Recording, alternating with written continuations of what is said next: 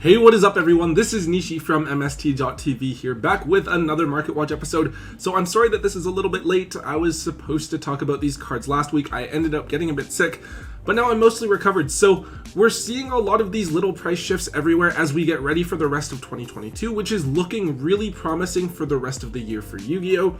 Power of the Elements is a game-changing set. The tins are bringing some awesome reprints, and we have some other cool things like Battles of Legend Crystal Revenge coming. Between all of this, we are seeing more and more different buyouts of various cards, and so we are covering several more of them today. Let's get started. Kicking things off, we are starting with Exosister Pax. So we've taken a look at this card a few different times in the past. This is actually the second notable price jump that we've seen this card take within the past few months. So as I'm sure you all know by now, we have Exosister Malfa coming out in Power of the Elements, which is a really big boost for the Exosister deck. And it's actually a big contributing factor that has allowed Exosisters to become a meta-relevant deck in the OCG, being able to somewhat compete against the Splight and Tier Element strategies. Exosister Pax is of course a key card for the deck. It's a quick play spell that is basically a Rhoda for the deck that can also potentially allow you to summon out the Exosister as well. Now in the past, we did see Pax jump from $7 to $15. After that, it kind of fell back down to around 10 to 12. Now, however, after a second wave of buying, we've seen the price jump all the way back up to $25 each. It was actually at around $20 last week, but surprisingly, it has continued its upward trend over the last week or so to where it's at $25 now. Since Grand Creators is still such a new set, I don't think that the Exosisters are going to get reprinted anytime soon, so if you want to play the deck, you might just have to suck it up and pick up the cards now, because if the deck really is viable, I would expect Pax to be one of those cards that continues its upward price trend. Of course, I don't know if it's going to be able to compete with Splight and Tier Elements as people are expecting. Nevertheless, as a waifu deck, this strategy will always have players that are looking to pick up and play the deck, so at worst, I'm expecting this card's price to remain fairly steady moving forwards. Next, we have Warrior of Atlantis. Big shout out here to Local Hoodrad, who mentioned this card in the comments of the last Market Watch. This is honestly just like another one of those cards I never really thought I'd have to talk about on a Market Watch. So last episode, we talked about a legendary ocean and how it's being used with the Mako Tsunami cards from Duels from the Deep. Well, Warrior of Atlantis is pretty simple. It's just a card that you can discard to search for a copy of a legendary ocean. It helps to make it so that you can access the field spell even more consistently, which is pretty nice. And I guess if you need to, you could also normal summon it out, and you have a somewhat decent sized beater as well. Oddly enough, the Warrior of Atlantis was only ever printed twice. It was a rare and ultimate rare from Force of the Breaker. I think the ultis are something crazy like $70 each, super expensive since that is the only holo printing of the card. The rares, as well as the commons that were printed back in one of the water structure decks a decade ago, are going to cost you between $15 to $20 each, which is a lot for a card like this that probably isn't going to see much meta play. However, I guess it does make a little bit of sense. The rest of the deck is just so dirt cheap, right? So there was bound to be like one piece of the deck that was going to get expensive, and the card hasn't been printed in quite some time. This is definitely the type of card that I would encourage all of you to go through and dig out of your bulk to try and offload before the hype for it dies down. Next up, Deck Devastation Virus is a pretty cool tech card that is being talked about for use in the Splight matchup. Its effect is pretty straightforward. You tribute a dark monster with 2,000 or more attack points, then check your opponent's hand and all cards they draw for the next few turns, and destroy any monsters you find with 1,500 or fewer attack points.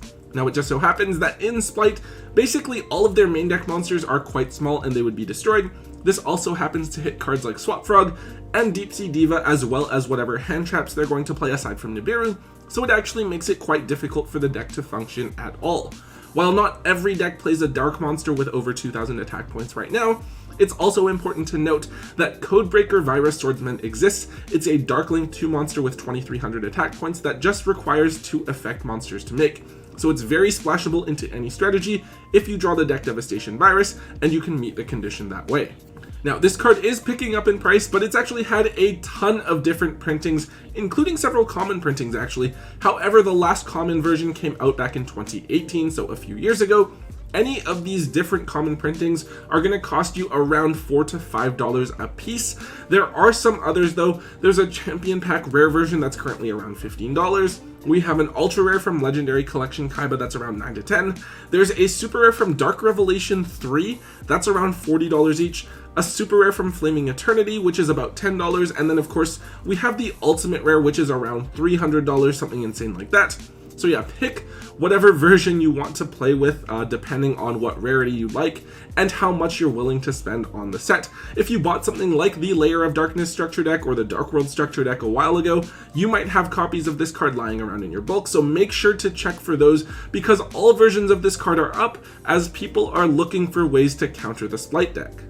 Okay, so on to some cards that probably aren't going to be as meta. We're taking a look at Crystal Beacon and Crystal Beast Ruby Carbuncle.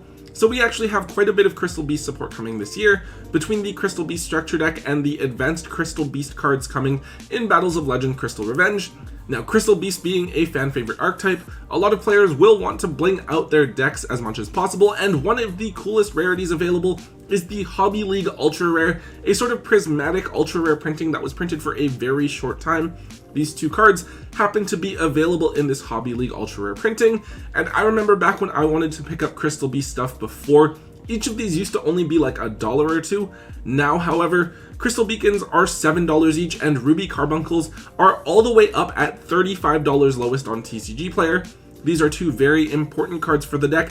Beacon summons a Crystal Beast from your deck if you have 2 Crystal Beasts in your back row, typically being used to summon Carbuncle, and Carbuncle, when special summoned, lets you special summon as many Crystal Beasts as possible from your back row, which allows you to combo off. Of course, each of these cards does have other rarities and printings available. However, I think it's important for you guys to know about these rarities and how much their prices have increased over time, especially just in case some of you older players happen to have these lying around in your collection somewhere. Next, let's take a look at the Sacred Sword of 7 Stars. So this is a pretty cool card that I remember people used to think was pretty crazy. This is basically a trade-in but for level 7 monsters. It's a little different though, since you banish the monster instead of discarding it, and you can banish the monster from your hand or face up on the field, but you are only allowed to activate 1 copy of this card per turn. This card has started to catch people's attention because of the Kshatriy Law archetype coming out in Darkwing Blast, a new strategy that's based around level 7 monsters. So this card is basically just like generic draw support for them. Pretty interesting, but honestly, I don't think that the Kshatriy Law are going to be a meta-relevant deck, at least not without some additional waves of support. However, it is also worth noting that the Sacred Sword is a card played in Dragon Ruler decks of Dragon Ruler format, so there might be some interest from those looking to play Dragon Ruler format as well. Now, fortunately, this card is very easily accessible. It has a rare printing from one of the Maximum Gold sets, and then a structure deck common printing as well, so very cheap and accessible versions are out there. However, the only holo versions of this card are the original from Lord of the Tachyon Galaxy, which is about $5 to $6, and then the Megaton Super Rare reprint, which is about $4 to $5. So yeah, nothing too crazy overall, but worth noting if you happen to have a few copies of this card lying around and don't mind swapping out to those cheaper printings. On to the next card, we have Zorowa, the Magus of Flame. Shout out here to Element Manga for mentioning this one in the comments of the last Market Watch as well. So this is a card from back in Genesis Impact, a spellcaster tuner that lets you special summon a level 4 spellcaster monster from your hand or graveyard but negate its effect. Of course, this would allow you to go into a level 8 synchro monster. Now, I believe that this card is used as a tech in some Exosister builds. Of course, the Exosister main deck monsters are level 4 spellcasters, so this could be like a follow-up play. However, I'm not sure exactly how useful this card is going to be. Exosister Malfa, the new one coming out in Power of the Elements, which is one of the main reasons that the deck is viable at all, actually locks you into Exosister monsters for the entire turn, not just after it is used, right? So you wouldn't be able to go into a synchro if you wanted to use Malfa's effect. Now, to be fair, you could use Zorowa to revive an Exosister and then just go into an Exosister Ixies or something. I don't know how great that is compared to just like playing pure Exosisters or just with the Exosister cards. I own a lot of the Exosisters, but I'm not sure if I want to play the deck yet, so I haven't really looked into this strategy too much. You guys can let me know in the comments down below if this card is actually worth playing. However, apparently a lot of people are actually looking at Zorowa because it got bought out of nowhere. Zorowa was down at the $5 to $6 mark. It got bought out to $25 to $30 before now settling back down to around $15 a piece. Looking back, Magistus was the least popular archetype to come out of Genesis Impact, as people were definitely more interested in Drytrons and Evil Twin, so there's a decent chance that people have this card lying around somewhere in their bulk. Do keep in mind though, that with Evil Twins able to support Splight and Magistus able to support Exosisters, there's a decent chance that they could choose to reprint key cards from both of the archetypes in something like the 2022 Megatins and time it so that it's close to when Power of the Elements officially comes out. And finally, to wrap things up for today, we have number 41 Baguska, the Terribly Tired Tapir. So for those of you who don't know what this card is, it's basically just like a giant floodgate. It's a generic rank 4 monster that requires 2 Xyz materials. If it's in attack mode, it can't be destroyed or targeted by card effects, but if it's in defense mode, then all monsters on the field have to go to defense mode if possible, and the activated effects of monsters in defense mode are negated. Now, it's not forever, as during each of your standby phases you have to detach a material from this card or destroy it, but it's basically 2 pretty valuable turns of stalling. Now, at the moment, this card is starting to see a bit of play.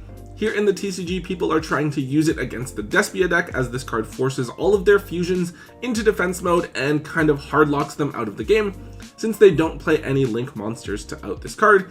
And in the OCG, this card is used in Ishizu tier elements to help stall out the game if your opponent drops something like Dimension Shifter on you. Overall, really useful card though. To be fair, this card has never really been that expensive. Its first printing was as a super rare in a core set, so it's always been accessible, and generally you just need the 1 copy for your deck.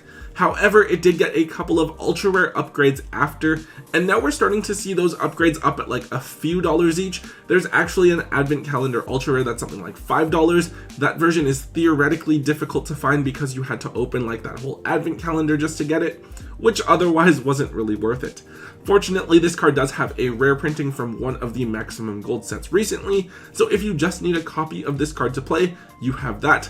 I just think you should all know that this is a card to keep an eye on moving forward, especially if you have a few extra ultra rare or super copies lying around in your bulk. Okay guys, that is it for today's episode. All of these buyouts definitely tell us that the players are looking forward to the products and stuff that we have coming in the second half of 2022. I'm personally really excited, and I hope you guys are as well.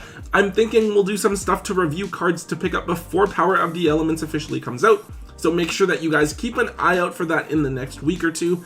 Anyways guys, if you did enjoy today's Market Watch, please make sure you let me know by hitting that thumbs up button for me. Also make sure you leave a comment in the comment section down below. Let me know what you guys think about the cards we talked about today, and what other cards are trending on the market as well, so I can cover them in a future episode.